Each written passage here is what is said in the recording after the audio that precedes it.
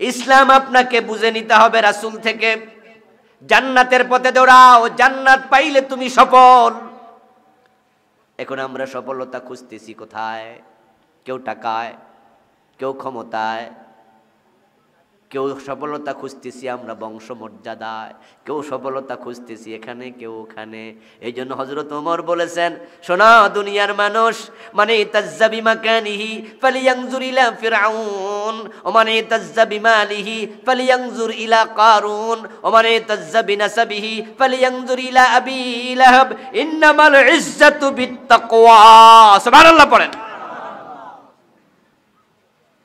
হযরত ওমর বলে, তোমরা যারা এমপি হইয়া, মন্ত্রী হইয়া, চেয়ারম্যান মেম্বার হইয়া মনে মনে ভাবো আমি ইজ্জতওয়ালা, আমি সফল। ওমর বলেন, আমি অর্ধ দুনিয়ার সম্রাট ওমর বলতেছি, শোনো, ক্ষমতা পাইলে যদি সফল হতো, ফেরাউন হতো সফল মানুষ।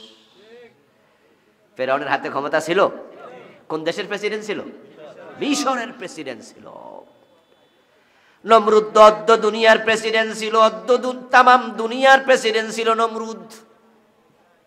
তামাম পৃথিবী সূর্য যতটুকু থাকে, প্রাচ্য থেকে পাশ্চাত্য, উত্তর থেকে দক্ষিণ, পৃথিবীর পুরাটার প্রেসিডেন্ট ছিল 4 জন। তামাম দুনিয়া শাসন করেছে কয়জন মানুষ? 2 জন মুসলমান, 2 জন কাফের। মুসলিম 2 জন, সুলাইমান আলাইহিস সালাম এবং যুলকারনাইন। কাফের 2 জন, বখতে নসর এবং নমরুদ। তাম পৃথিবী শাসন করেছে। কিন্তু বলুন তো, নমরুদ সফল না ব্যর্থ? ফেরাউন মিশরের প্রেসিডেন্ট ছিল, সফল না ব্যর্থ? ক্ষমতা থাকলে সফল হওয়া যায়। ফেরাউনের লাশ এখনো আছে মিশরে। আমি গিয়েছিলাম জাদুঘরে, দেখে আসছি, কায়রো জাদুঘরে আছে। আগে নাকি পিরামিডের ভিতরে ছিল। সুটান শুয়ে আছে, একটা কাচের গ্লাস বক্স বন্দির ভিতরে ফেরাউন শুয়ে আছে। ফেরাউনের লাশ যদি মিশরের জাদুঘরের সামনে খোলা মাঠে রাখতো, পাবলিক স্যান্ডেল দিয়া পিটাইতো, থুতু মারত। টাকা আছে, পয়সা আছে। আপনার ছেলে 5 লাখ টাকা মাসে বেতন পায়, এমন চাকরিওয়ালা বাংলাদেশে আছে কিনা? গার্মেন্টস সেক্টরে 5 লাখ, 7 লাখ, 10 লাখ টাকা মাসে বেতন পায়, এমন চাকরিও আছে। সরকারি চাকরিতে নাই। সরকারি একজোরে যারা সবচেয়ে বড় চাকরি করে তারা হলো সচিব। ওদের বেতন বাংলাদেশে বর্তমানে 1 লাখ টাকার কম বেশি। এই জন্য তো চুরি করে গোষ্ঠ খায়। কারণ এরা যখন দেখে যে আমি সবচেয়ে বড় চাকরি কইরা সচিব হইয়া, যে আমার সিগনেচারে যারা গার্মেন্টস খোলে, কথা বুঝছেন, আমার সিগনেচারে গার্মেন্টস খোলা হয়, গার্মেন্টসের আমদানি হয়, রপ্তানি হয়, ওরা বেতন পায় 13 লাখ, 15 লাখ, আর আমি সিগনেচার দই না, আমার বেতন 1 লাখ, তো হইব না তো। এই জন্য এহেন তো খায়, এহেন তো খায়, ডাইনেও খায়, বামেও খায়, 4 দিক থেকে খায়। এই জন্য যোগ্য লোকদেরকে যোগ্য সম্মানী দেওয়া উচিত, ঠিক কিনা? ঘুষ খাওয়া কমে যাবে, এটা করা উচিত। আমাদের ট্রাফিক পুলিশরা ঘুষ খায়, মানুষ বদনামি করে। একজন ট্রাফিক যদি রিক্সাওয়ালা থেকে 5 টাকা নেয়, ট্রাকওয়ালা থেকে 20 টাকা নেয়, সিএনজি থেকে 10 টাকা নেয়, চান্স পাইলে দেখবেন যে মোসাফা করতেছে না? ট্রাকের ড্রাইভারের সাথে ট্রাফিক কি করে? দৌড় মাইরা মোসাফা করতে। মোসাফার ভিতরে কি আছে? 20 টাকার নোট আছে, 30 টাকার নোট আছে। এখন এইটা যদি কোনো সাংবাদিকের চোখে পড়ে, অথবা গাড়ি থেকে বৈশাখ ফলাবান মোবাইলে এখন ছবি করে নেয়, কইরা এবার মোসাফার ছবি দিয়া দেয়, দিয়া কয় দেখো ট্রাফিক ঘুষ খায়। আমি বলি, দোস্ত, সে ঘুষ খায় এই কথা নিশ্চয়ই সত্য এবং ঘৃণিত, কিন্তু সে যে 12টা ঘন্টা রোজে দাঁড়ায় থাকে।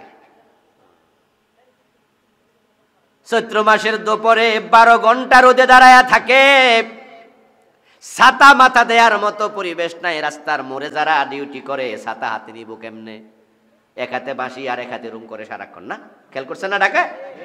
প্রচন্ড রোদ, খরতাপ, তার পায়ের মাঝে এত মোটা জুতা, কত ভারী জুতা, গায়ের জামাটাও অনেক ভারী। ওই জামা পইরা ঘামের মাঝে 12 ঘন্টা কেন 2 ঘন্টা খাড়ায় থেকে দেখো। এত কষ্ট যে ট্রাফিক করে, ওই ট্রাফিকের বেতন খোঁজ নিও, বেতন 18,000, 20,000, 30,000 মাত্র। এখন ওই বেটা 20,000, 22,000 টাকা যদি বেতন পায়, এত কষ্ট কইরা, বেটা তো 20 টাকা ঘোষ খাইবই, ঠিক না? ঠিক না? ঠিক না? আমরা ত্রিপল লাইনে ফোন দিলে পুলিশ আসে না, পুলিশের নাম্বার নেই, ডাকাতি হচ্ছে অমুক জায়গায়, অমুক জায়গায় ঝামেলা হচ্ছে। আপনি থানা থেকে নাম্বার নিয়ে ওসি সাহেবকে ফোন দিলেন, একবারে আপনাদের মহিষাল থেকে যাইয়া 10 কিলোমিটার ভিতরে অনেক দূরে বাড়িতে ডাকাতি। এখন থানায় ফোন দিলে পুলিশ আসে না, আপনারা পরের দিন বিচার মিলাইয়া দেন, খবরের সংবাদে দিয়া দেন, পুলিশ ডাকছি আসে না। এখন প্রশ্ন হলো, পুলিশ যা আপনার বাড়ি পর্যন্ত 20 মাইল যাবে, ওই তেলের পয়সাটা দিব কে? অনেক জায়গায় শোনা যায় এজন্য আলাদা কোনো নাই। তখন এবার আপনার বাড়িতে পুলিশ গেলে ও বেটা রাখলে কয় গাড়ি ভাড়া দেন, তেলের পয়সা দেন, এইভাবে সেভাবে টাকা চায়, আবার এরা দোষ দিয়ে দেন। এখন বাজেট কেন থাকবে না? এত জীবনের ঝুঁকি নিয়া যে পুলিশ ভাইয়েরা এত কষ্ট করে 24 ঘন্টা ডিউটি, ওদের ডিউটিতে কি নাই কোনো অবসর টাইম নাই, যখন ডাকবে তখন লাভবাহিক দেয়া লাগবে। শুয়ে থাকবেন, শোয়ার মাঝে ওসি বলবে দৌড় মারো, প্রস্রাবখানা থাকলে প্রস্রাব অর্ধেক করে দৌড় মারা লাগে। ওদের বেতন হওয়া দরকার এমন পর্যায়ে, যে পর্যায়ে বেতন দিলে ঘুষ খাওয়ার প্রয়োজন হবে না। আমার বন্ধুরা, আমার আলোচনা ছিল একদিকে, জাস্ট আমি বললাম যে যাকে যার সম্মান যোগ্য মর্যাদা তাকে তার সম্মানই দেয়া উচিত। আনজিলুন নাসা মানাজিলাহুম, ইসলাম যে কত সুন্দর। আল্লাহর হাবিব বলছেন আনজিলুন নাসা মানাজিলাহুম, যেই মানুষের পদমর্যাদা যাহা, কষ্ট যাহা, পরিশ্রম যাহা, তুমি তার আলোকে তাকে প্রাপ্য সম্মানটা দিয়ে দাও। আল্লাহর হাবিব সাল্লাল্লাহু আলাইহি ওয়াসাল্লাম থেকে দিন শিখবেন। এখন রাসূলুল্লাহ সাল্লাল্লাহু আলাইহি ওয়াসাল্লাম আমাদেরকে বললেন, হযরত ওমর যেটা বলতেছিলেন, দুনিয়ার সবচেয়ে সফল মানুষকে শোনো, ক্ষমতাওয়ালা নয়, ফেরাউন নয়, টাকাওয়ালা হলে সম্মানওয়ালা হয় না। হযরত ওমর বলেন, যদি টাকাওয়ালা হলে 5 লাখ টাকা মাসে বেতন পায়, এখান থেকে আমি গেছি ওইদিকে, 5 লাখ টাকা বেতন পায় আপনার ছেলে, কিন্তু আজকে কি ফজর পড়ছেনি? কয় ফোলা তো নামাজ পড়ে না ঠিক কইরা, তাহলে 5 লাখ বেতন পেল, ওই ছেলেটা সফল না ব্যর্থ? আপনার ছেলে ডাক্তার, কয় GMBBS, নামাজ পড়েনি, কয় মাঝে মাঝে, ব্যর্থ। আপনার ছেলে ইঞ্জিনিয়ার, অনেক টাকা বেতন পায়, নামাজ পড়ে ঠিক করে না, ব্যর্থ। আর আপনার ছেলে মক্তবে পড়ায়, বেতন পায় মাসে 3,500, গ্রামের মক্তবের টিচার, কিন্তু 5 ওয়াক্ত নামাজ শুধু পড়ে না, ইমামতি করে পড়ায়, প্রতি ওয়াক্তে দোয়া করে রব্বির হামহুমা কামা রব্বায়ানি সগীরা। যে জান্নাতের পথে আছে, প্রকৃত অর্থে সেই সফলতার রাস্তায় আছে। ও প্রিয় ভাইরা, হযরত ওমর এবার বলছে, যারা টাকাওয়ালা হলে সফল হবে, মনে করো কারুনের দিকে তাকাও। কারুন তো কোটি কোটি টাকার মালিক ছিল। আপনাদের কাছে এবার জবাব চাই, কারুন সফল না ব্যর্থ? টাকা না ছিল, টাকা না ছিল। এরপরে অনেকে আছে চৌধুরী বংশে জন্ম নিলে, ভুইয়া বংশে জন্ম নিলে আলাদা একটা বাপ দেখায়, আমি অমুক চৌধুরী। আছেন এমন? ওরে বাবা রে বাবা, ঢাকার পুরান ঢাকা তো যারা নবাব বংশ, তারা এখনো ভিক্ষা করলো বাপ দেখা, আমি নবাব। হযরত ওমর বলছেন, শোনো, তোমরা যারা বংশ নিয়ে গর্ব করো, তোমরা আবু লাহাবের দিকে তাকাও। আবু লাহাব কুরাইশ বংশের লোক, রাসূলুল্লাহর আপন চাচা, কিন্তু জান্নাতে না জাহান্নামে। ইন্নামাল ইজ্জাতু বিত্তাকওয়া, সেই তো সফল যার তাকওয়া আছে, তাকওয়া আছে, তাকওয়া আছে। সুবহানাল্লাহ পড়েন। তিলকাল জান্নাতুল্লাতী নুরিসু মিন ইবাদিনা মান কানা তাকিয়া।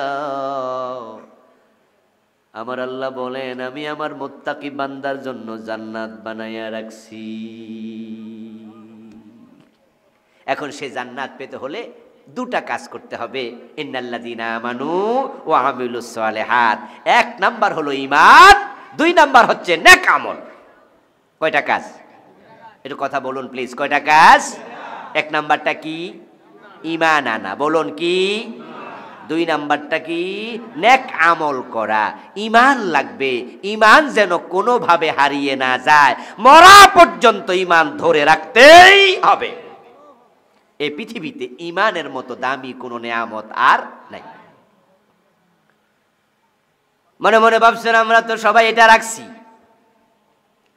কিন্তু দোস্ত কিয়ামত আগাচ্ছে, তাই টেনশনটা একটু বেড়ে যাচ্ছে। রাসূলুল্লাহ সাল্লাল্লাহু আলাইহি ওয়াসাল্লাম বলছেন, তাকুনু বাইনা সাআতি ফিতানুন কাকতাইল লাইলিল মুসলিম।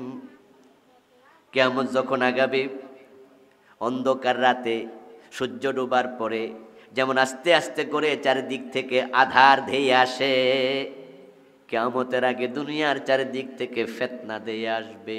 ওই ফিতনার জামানায় ইউসবিহুর রাজুলু মুমিনান ফায়ুমসি কাফিরা। মানুষগুলো সকাল বেলায় মুমিন থাকবে, সন্ধ্যা বেলায় কাফের হয়ে যাবে।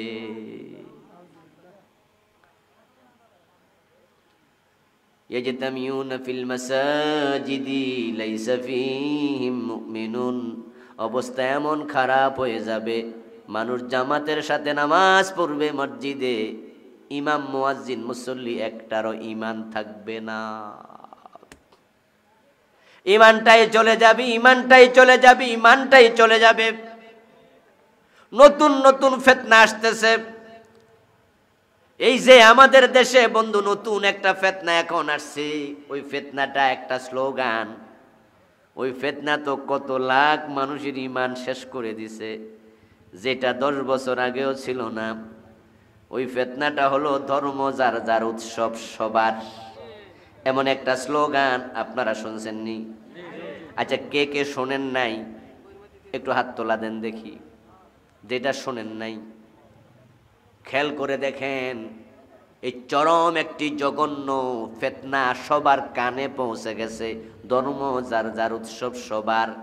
এজন্য দেখা যায় হিন্দুদের দুর্গা পূজায় মুসলমান এত বেশি যায়, অনেক মন্দিরে এমন হয় হিন্দুর চেয়ে মুসলমান বেশি।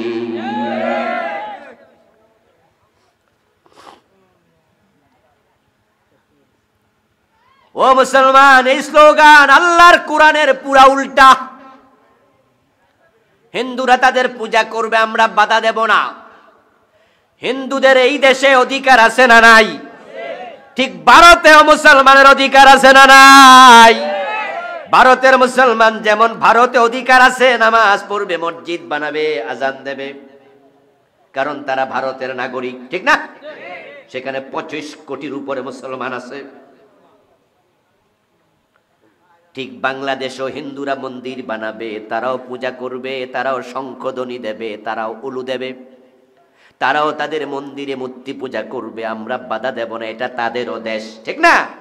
বাংলাদেশ আমাদের যেমন অধিকার, সকল নাগরিকের সমান অধিকার। বৌদ্ধ আছে, ইহুদি আছে, খ্রিস্টান আছে, তারা থাকবে, কোনো কথা নেই। এ বিষয়ে আমাদের কোনো দ্বিমত। কিন্তু আপনারা যে স্লোগান বানায়া দিলেন, ঝামেলা তো সেখানে। এটা নতুন ফিতনা, কিয়ামতের আগে ফিতনা আসবে অন্ধকার রাতের মতো। ভবিষ্যৎবাণী করেছেন স্বয়ং নবী মুহাম্মদুর রাসূলুল্লাহ সাল্লাল্লাহু আলাইহি ওয়াসাল্লাম নিজে। রাসূল কি বানায়া কথা বলতেন না? আল্লাহর ওহী ছিল। মা ইয়ানতিকু আনিল হাওয়া ইন হুয়া ইল্লা ওয়াহয়ুন ইউহা। মোহাম্মদ হর গজনা গুফতা তানা গুফতা জিব্রাইল, জিব্রাইল হর গজনা গুফতা তানা গুফতা কর দেগান রব্বুল জলিল। রাসূল বানায়া কথা বলতেন না, সব ওহী, সব আল্লাহর পাঠানো বার্তা। কিয়ামতের আগে ফিতনা যে আসবে, এই যে নতুন ফিতনা, কোটি কোটি লোকের ঈমান শেষ করে দিচ্ছে। আমি থাকি ফার্মগেটে, ওখানে সংসদ ভবনের কোনায় এখানে আছে খামার বাড়ি। যারা ঢাকায় থাকেন বা গেছেন তারা চিনবেন, খামার বাড়ি একটা জায়গা আছে সংসদ ভবন থেকে বের হলে কাছাকাছি। গত কয়েক বছর ধরে আমি দেখছি সেখানে একটা চলমান মন্দির হয়। ওখানে স্থায়ী কোনো মন্দির নাই, শুধুমাত্র তারা দুর্গাপূজা আসলে 10-12 দিনের জন্য একটা মন্দির বানায়। ওই মন্দিরের ওই পাশ দিয়ে আমার মাহফিল টাহফিল থাকে, বিকালবেলা আসা যাওয়া হয়, বাসাও তো আমার ফার্ম গেটে। আমি সেখানে দেখেছি মুসলমানের সন্তানের সংখ্যা হিন্দুর চেয়ে ডাবল, ত্রিফল। এবং আমাদের টেলিভিশনগুলোতে বলে দেবে ধর্ম যার যার উৎসব সবার। এমনি নাচনওয়ালি আবার দিল ঢোলে বাড়ি, এমনি তো মুসলমানের সন্তানদের জ্বালা হিন্দুরাও পূজা করতে পারে না, তাদের মন্দিরে মূর্তির সামনে কলা দেয়, দুধ দেয়, মুসলমান খায়ালা, ঠিক না? ওরা যে বাতাসা বাতাসা দেয়, পোলাপান টাইম না খায়ালা, ওরা এমনি আছে টেনশন। এবং ওদের যুবতী মেয়েরা যে হিন্দু মূর্তির সামনে যাবে, মুসলমানের পোলাপান হিয়ারা যে খারাইতে মেয়েদের সাথে ধাক্কাধাক্কি করার লাগে।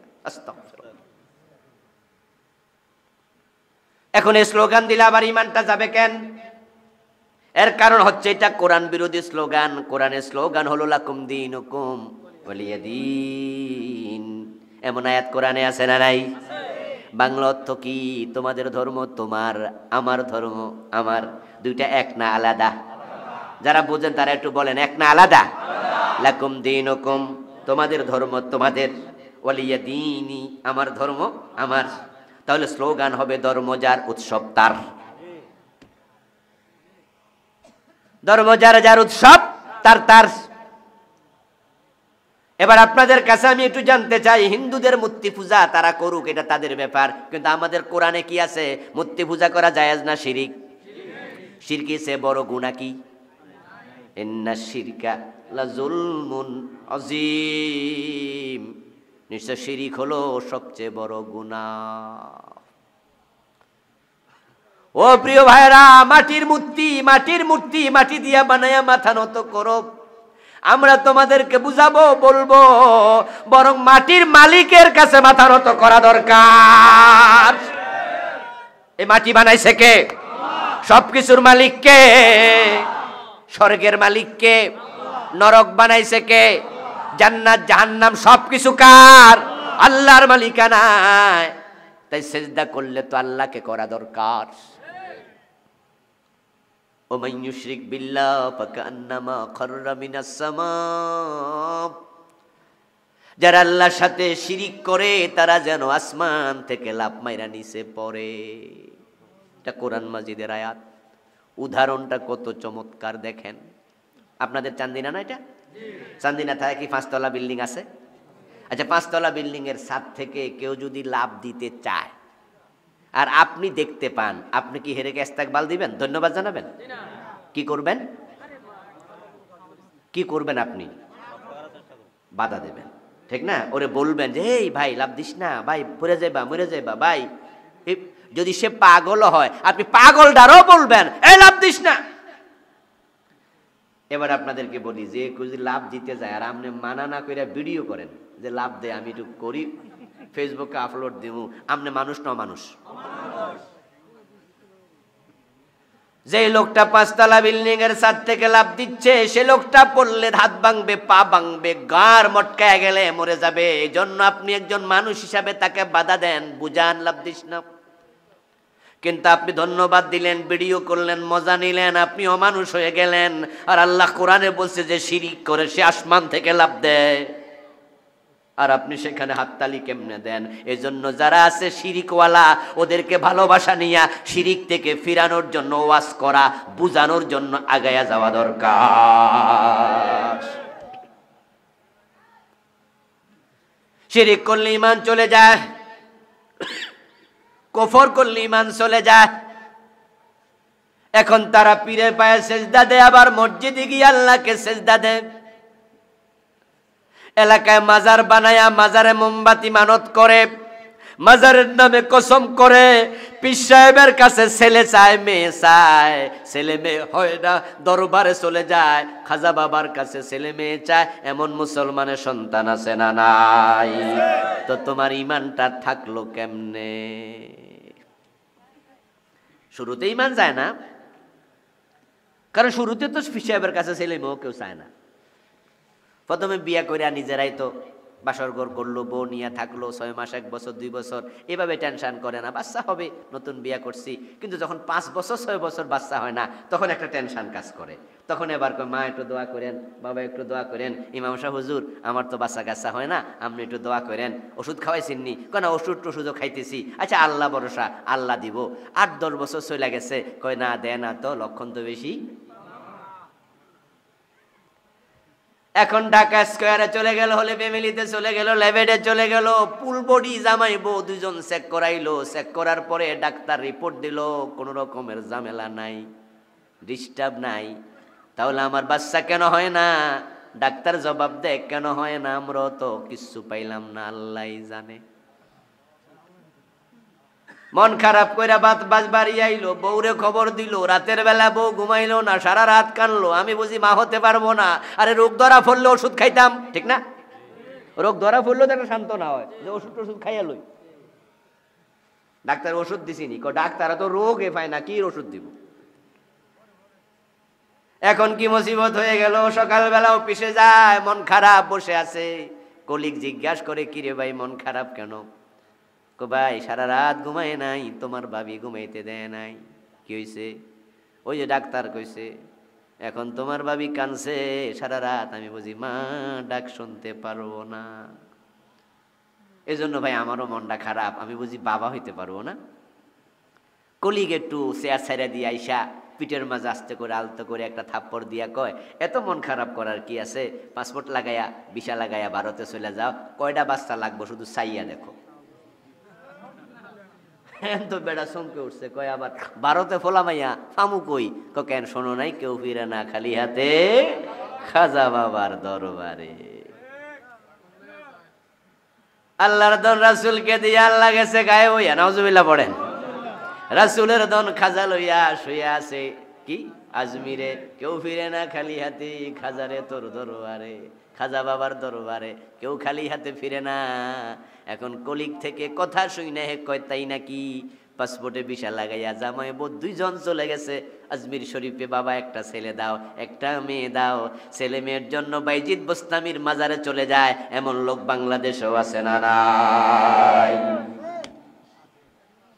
অথচ সন্তান দেওয়ার মালিক কে? তো ইমান না লাগবে জান্নাতে যাইতে হলে, ইমান থাকলো কেমনে? তুমি সন্তান কার কাছে চাইলা? দেবে তো আল্লাহ। শিরিক কাকে বলে? শিরক হলো যেই গুণ একমাত্র আল্লাহর, এর সাথে অন্যকে শামিল করলেই শিরক। আর যে শিরিক করে ইমান আর থাকে না। মুশরিকের জন্য জান্নাত হারাম বানাইছে কে? শিরক করবেন না, কুফর করবেন না। শিরিক হয় এমন কাজ অসংখ্য নিয়ে আমি একটা বই লিখছি, এই বই ছোট্ট বই, আমি 29টা লিখছি।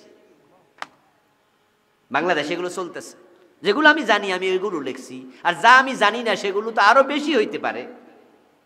তা আমি 1-2টা কইলাম মাত্র, 29টা লিখেছি। ইমান বাঁচাতে হলে আপনাকে জানতে হবে কুফর করলে ইমান চলে যায়। কুফরি সাধুখানে বৈশা বৈশা মানুষ করে। কাদিয়ানি নাম শুনেছেন? মোমেন না কাফের তারা? কারণ তারা কোরআন মাজিদের 4টা অক্ষর মানে না। কয়টা? ভুল ব্যাখ্যা করে, খা আলিফ তামিম খাতামান নাবিয়্যিন। আল্লাহ বলছে আমার নবী মুহাম্মদুর রাসূলুল্লাহ সাল্লাল্লাহু আলাইহি সাল্লাম শেষ নবী। কাদিয়ানীরা বলে না না, গোলাম আহমদ কাদিয়ানো নবী। কোরআন মাজিদের একটা অক্ষর স্বীকার করলে ঈমান শেষ। আর তারা অক্ষর মানে না 4টা। এখন আমাদের দেশে কাদিয়ানি আপনি নন, কিন্তু কাদিয়ানিদের মতো আপনি অস্বীকার করছেন অসংখ্য অক্ষর। যেমন আল্লাহর কোরআনে আছে লাহুল খালকু ওয়াল আমরু, সাবধান, সৃষ্টি যার, আইন চলবে শুধুই তার।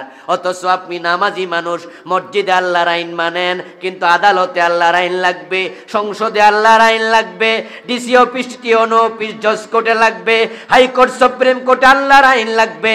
আল্লাহর আইনের কথা, ইসলামী রাজনীতির কথা বললে চেহারা কালো হয়ে যায়, এমন নামাজিও আছে না নাই? আল্লাহর আইনের কথা বলে আপনার চেহারা কেন কালো হয়? আল্লাহ কি আমার একা? আল্লাহ কি শুধু হুজুরের?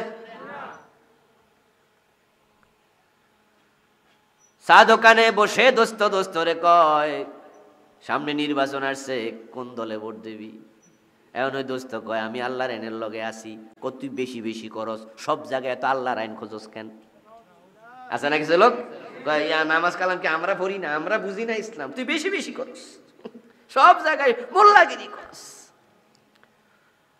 অপ্রিয় ভাইরা, মানুষ মুখ দিয়ে অনেক সময় এমন কথা বলে, কথার কারণে তাকে আল্লাহ জাহান্নামের মাঝখানে ফেলে দেয়। চোর যদি হাত কাইটা ফেলেন তাহলে চোরে ভাত খাইব কি দিয়া? কি টেনশন করে। সংসদে আপনার জাতীয় প্রেস ক্লাবে সেমিনার কইরা সিম্পোজিয়াম করে হ্যাঁ বক্তৃতা দেয়, কয় যে সুর হাত কেটে দেবেন, কি মধ্যযুগীয় আইন, নাউজুবিল্লাহ পড়েন, কয় যে সুরে যদি হাতে কাটটা দেন তো বেটা বাটটা খাইব কি দিয়া, এটা অমানবিক হয়ে গেল। আমি বলি আরে ভাই, পুরা মহিষাইল এলাকায় মানুষ আছে 1,50,000, চোর আছে 4-5টা, এই 4-5টা চোরের কারণে 1 লাখ মানুষ ঘুমাইতে পারে না শান্তিতে। এগুলা তো জাতির জন্য বিস্ফোট তুল্য, ক্যান্সার তুল্য। দেহের কোন অঙ্গে ক্যান্সার হলে ডাক্তারের পরামর্শে যেমন ওই অঙ্গ কেটে ফেলে দিয়া দেহকে সুস্থ রাখা লাগে, এই 4-5টা চোরের হাত কাটা দিয়া এলাকাকে শান্তিপূর্ণ করে দেয়া দরকার।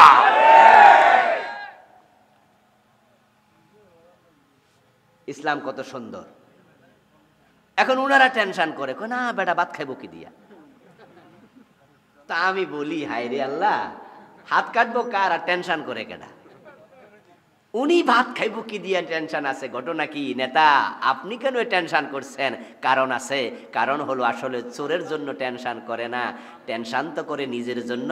বাড়িতে আয়নার সামনে দাঁড়াইলে আয়নার ভিতরে চোর দেখা যায়। আয়নার ভিতরে কি দেখা যায়? উনি নিজেও তো জানে যে উনি কতটা করছে। এই জন্য হাত কাটার আইন চালু হয়ে গেলে অনেক নেতার হাত থাকবে না, ঠিক না? যারা বাংলাদেশের কোটি টাকা লোপাট করে কানাডায় বাড়ি বানাচ্ছে, বেগম পাড়া বানাইছে, আমেরিকাতে কোটি কোটি ডলারের বাড়ি কিনেছে। আমরা ইতিমধ্যে কিছু টের পাইছি, শুনেছি, কিছু নাকি ব্লক হইয়া গেছে,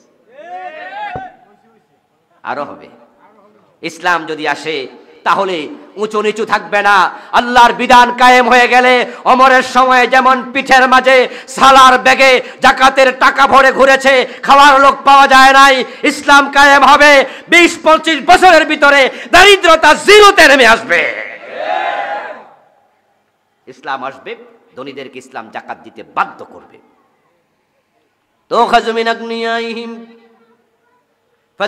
ফাতুরাদ্দু ইলা ফুকারাইহিম। ইসলামের বিধান হলো আপনারা যারা ধনী আছেন বছরে 2.5% করে টাকা দেবেন, জাকাত দেবেন, সরকার আপনাদের থেকে নেবে, দিতে বাধ্য করবে। তারপর ওই টাকাটা সরকার নিজে পরিকল্পিতভাবে গরিবদের মাঝে বিলি করবে। আর যদি পরিকল্পিতভাবে গরিবদেরকে স্বাবলম্বী করে ফেলা যায়, 10 বছর 20 বছর পরে বাংলাদেশে গরিব থাকবে না। এখন ঝামেলা হয়েছে এক জায়গায়, সেটা হচ্ছে আমরা যারা গরিব আছি আমরাই 10 টাকার একটা সিগারেট দিলে ভোট দিয়া লাই। ঝামেলা আমরাই বেশি করতেছি। ধনী লোকদের টাকা দিয়া ভোট কেনা যায় না, কারণ তাদেরকে কয় টাকা দিয়া কিনবেন। কিন্তু গরিব গুলাই দেখা যায় 100 টাকার নোট দিলে ভোট বেচালায়, ঠিক কিনা? ঠিক কিনা? তো ওই লোকগুলো আবার নেতা হইয়া তখন দেশের 12টা বাজায় ছেড়া দেয়, কুফরি, ঈমান নষ্ট করে দেয়। আপনি আল্লাহর কোরআনের বিরুদ্ধে অবস্থান নেবেন, একটা কথা বলবেন, ঈমান শেষ। এই জন্য কুফর থেকে বাঁচতে হবে। এবার নেক আমল আর একটা শর্ত। এখন নেক আমল কি? নেক আমল মানে নামাজ, রোজা, হজ, যাকাত, এটা শুধু নয়, এগুলো নেক আমলের এক একটা অংশ। নেক আমল মানে হচ্ছে সৎ কাজগুলো করো, অসৎ কাজগুলো ছাড়ো, এই দুইটার সমন্বয় নেক আমল। পজিটিভ এবং নেগেটিভ দুইটা একসাথ হবে না, বিদ্যুৎ বাতি জ্বলবে না। পজিটিভ নেগেটিভ একসাথ হবে না, এই আওয়াজও মাইকে হবে না। এই যে এখান থেকে তার যাইয়া তারপরে মেশিনের ভিতরে ঢুকেছে, এখানে দুটা তার একসাথে ঢুকবে, একটা নেগেটিভ আর একটা পজিটিভ। পজিটিভ খুব স্ট্রং, নেগেটিভ তার ছিঁড়ে গেছে, আওয়াজ বন্ধ, বিদ্যুতের আলো বন্ধ, দুটো একসাথ করে দাও, আলো জ্বলবে। সৎ কাজ করো, অসৎ কাজ ছাড়ো, ঈমানের আলো জ্বলবে। সৎ কাজ করে আবার সুদ ঘুষও খায়, হলো না। এই জন্য যারা আপনারা অসৎ কাজের সাথে আছেন, দয়া করে ছেড়ে দেন। আরে ভাই, মৃত্যু কখন এসে যায়, আজরাইল কখন হাজির হয় কেউ জানে না। দাড়ি তো পেকে গেছে অনেকের। আসলে দাড়ি কাঁচা মানুষেরা তারা সুদের সাথে জড়িত কম, কারণ ওরা তো ফোলাপান মানুষ, এখনো টাকা পয়সা হয় নাই। এই জন্য যত লোক সুদ খায়, সুদ দেয়, অধিকাংশ হচ্ছে বুড়া মানুষ। অধিকাংশের বয়স 45-40-এর মতো, তার উপরে। সোনালী ব্যাংকের এমডি, জনতা ব্যাংকের মালিকেরা, ওখানে 30 বছরের ফলাফল কয়জন আছে? ওটা চাকরি পায় না ঠিক করে, সুদ ঘোষ খাইব কেমনে? এই জন্য হারাম টাকার সাথে জড়িত অধিকাংশ মানুষ হচ্ছে এই বয়স্ক মানুষগুলো। দাড়ি ফেকে যাওয়ার অর্থ কি জানেন? আপনাকে সিগন্যাল দিচ্ছে দাড়ি সময় বেশি দিন আর চোখের আলো কমে যাওয়া, দাঁত পড়ে যাওয়া, এগুলো আপনাকে সিগন্যাল দিচ্ছে সময় আর বেশি দিন নাই। এখন তো স্ট্রোকের মৃত্যু বেড়ে গেছে, হঠাৎ করে মানুষ মরে যায়, খবর পাবেন যে হঠাৎ করে আপনার পাশের বাড়ির একজন চলে গেছে, তাও বা পড়া, কালেমা পড়ার সময়টাও পাওয়া যায় না। আর আপনি যখন মরে গেলেন ঠিক ওই অবস্থায় আপনার সুদের টাকা মানুষের বাড়িতে লাগানো। আস্তাগফিরুল্লাহ। ইন্না লির-রিবা 73 বাবান মান আকালা দিরহামা রিবা ওয়া হুয়া ইয়ালামু আন্নাহু আশাদ্দু মিন 36 জিনাতান। যে কাম আপনি করে গেছেন, 1 টাকা জেনে বুঝে সুদ খাওয়া 36 বার জিনা করার মতো গুনাহ। 1 টাকা সুদ খাওয়া 36 বার জিনা করার গুনাহ। 100 টাকা সুদ খাওয়া 3600 বার জিনা গুনাহ। 1000 টাকা সুদ খাওয়া 36,000 বার জিনা করা। কিসের জান্নাত খুঁজতেছেন আপনি? হ্যাঁ, সফল তো তারা যারা জান্নাত পাবে, কিন্তু আপনার কি খবর? হ্যাঁ আরে ভাই, আকাশে চাঁদ উঠেছে, আকাশে সূর্য উঠেছে, যার চোখ নাই তার লাভটা কি? বেল পাকলে কাকের কি? আরেক বেড়া সুন্দর পোলা, আপনারা তো বাপ ডাকবে না। জান্নাতে সুবহানাল্লাহ কইলেন, জান্নাত পাবে সুবহানাল্লাহ, আমনে পাইছেননি, পান নাই তো সুবহানাল্লাহ কই লাভটা কি? এই জন্য আসুন আমরা একটু আত্মসমালোচনা করি, একটু তাওবা করি, একটু সংশোধন হই। ওজনে কম দেবেন না, মালে বেজাল দেবেন না, পরের জমি দখল করবেন না। বাবা মরে গেছে, বোনের জমি আটকায় রাখে, এমন হাজি সাহেব ভাইও আছে। বোনের জমি দেয় না। এ চেয়ারম্যান সারেরা কত বিচার করছে এগুলা নিয়ে, এখনো বিচার করতেছে। ওই ফুপুর জমিটা পর্যন্ত আটকায় রাখছে। 1 বিঘা জমি জুলুম করে দখল করবা, মানা খাজা শিবরাম মিনাল আরদ যুলমা ফাইন্নাহু ইতাব্বাকুহু ইয়াউমাল কিয়ামাতি মিন 7 আরদিন। আল্লাহ কিয়ামতের দিন 7 গুণ বড় করে ঘাড়ে ঝুলাইয়া দেবে। এজন্য আমি মাঝে মাঝে পরামর্শ দিই, কারণ পরামর্শ দিলে ভালো। এজন্য পরামর্শ আপনাদেরকেও দিচ্ছি, সেটা হচ্ছে যারা পরের জমি দখল করেন তারা একটু দুধ রোজ করে খাবেন। প্রতিদিন আধা কেজি 1 কেজি করে খাইয়া বল করবেন, না হয়তো এত জমি লইয়া আটবেন কেমনে? 7 গুণ বড় হবে, ভাবতে পারেন কত বড় হবে? কারণ জমি তো শুধু এদিকে 7 গুণ না, নিচের দিকেও 7 গুণ লম্বা হবে। মাথায় টুপি আছে, ফজরের নামাজটা পড়ে এখনো টুপিটা খোলে নাই, হাতে আইলটি কোদালটা লইয়া খেতে গেছে, কাইটটা কাইটটা জমি বড় করতেছে। মানুষের আইল বাঁকা করে লাইছে, আছে না? এমন আছে না? মাথায় কিন্তু টুপি আছে এখনো।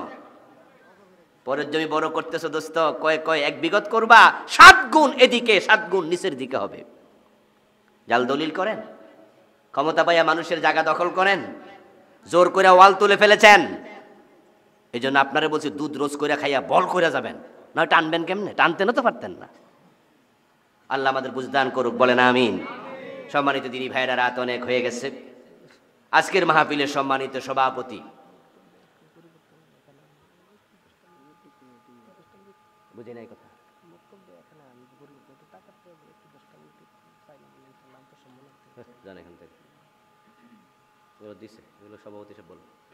আজকের মাহফিলের সম্মানিত সভাপতি পীর সাহেব জোনপুরের আলা হজরত, উনি আজকে আসতে পারবেন না।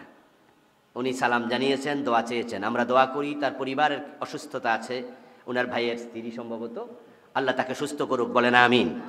সম্মানিত দিনী ভাইয়েরা, আমরা দোয়া করে একসাথে কিছুক্ষণ পরে বিদায় নেব। আমার লিখা বিভিন্ন বিষয়ে শিরক, কুফর, ঈমান, পরিবার, সালাত, মেরাজ সব মিলিয়ে 6টা বই আছে ড্রাইভার সাহেবের কাছে। যারা নিতে চান ইনশাআল্লাহ উপকারী বই যাওয়ার সময় নিয়ে যাবেন।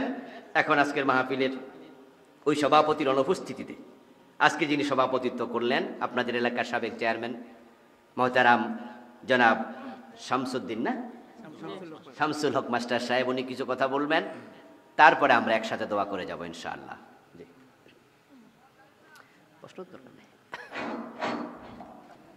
বিসমিল্লাহির রহমানির রহিম। মুনাজাত দিয়ে দেন।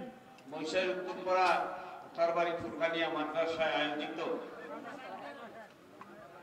বার্ষিক মিলাদ মাহফিলের সম্মানিত সভাপতি, জৈনপুর নিবাসী আলহাজ